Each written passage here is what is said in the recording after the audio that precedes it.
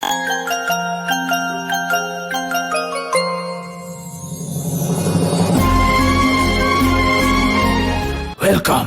To the show.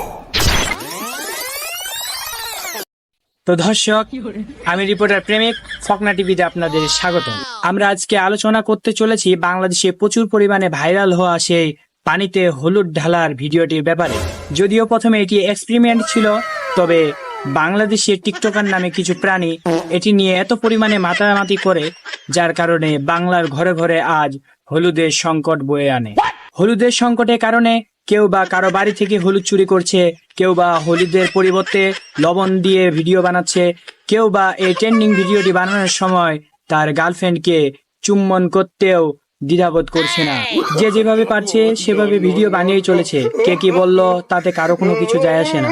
সব শেষে মূল কথা হচ্ছে ট্রেন্ডিং ভিডিও বানিয়ে ভাইরাল হতেই হবে। আমি সাংবাদিক প্রেমিক আজকে এখানেই বিদায় নিচ্ছি। দেখা হবে পরবর্তী খবরে।